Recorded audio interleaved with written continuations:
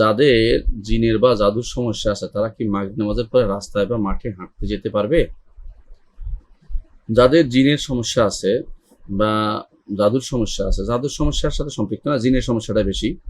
তো জাদুর সমস্যা সবসময় খারাপ কাজ করে, বুঝতে পারছি। যাদের জিনের সমস্যা তারা মাগরিব নামাজের পরে বা মাগরিব নামাজের সময়, যে সময় আজান দেয় সেই সময় শয়তান যেহেতু প্রসার লাভ করে ওই সময় বের হতে পারবে না। বের হতে না হওয়াটা হাদিসে আছে যেহেতু, সেটা যদি তিনি সকাল বিকেলে জিকিরগুলো করেন নিয়মিত, তাহলে ইনশাল্লাহ সে জিনও তার কোনো ক্ষতি করতে পারবে না এবং তিনি সাথে কাউকে নিয়ে বের হতে পারবেন, একা একই বের হবেন না।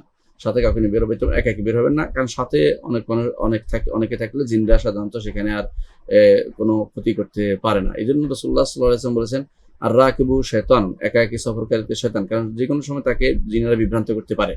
এই জন্য একা একই না করে 2-3 জন সাথে নিয়ে বা 1-2 জন সাথে নিয়ে গেলে আলহামদুলিল্লাহ ইনশাল্লাহ কোনো সমস্যা হবে না।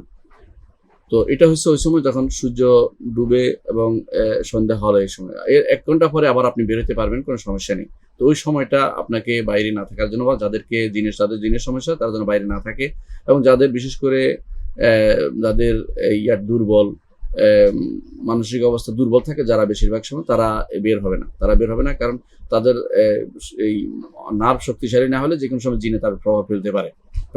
আর যারা শক্তিশালী আছে, যাদের কোনো শক্তিশালী তো অন্তর শক্তিশালী, মন শক্তিশালী এবং অত্যন্ত তার কোনো কিছুর উপর দ্রুত, কোনো কিছু দেখলে তার দ্রুত প্রভাব পড়ে না, তাদের উপর সাধারণত জিনদের আসর করে জিনটা কিছু করতে পারে না।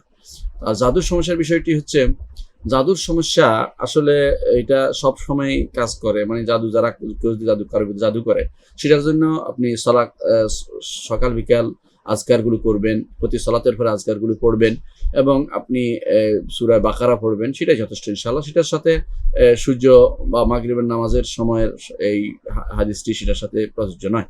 আশা করি বুঝছেন।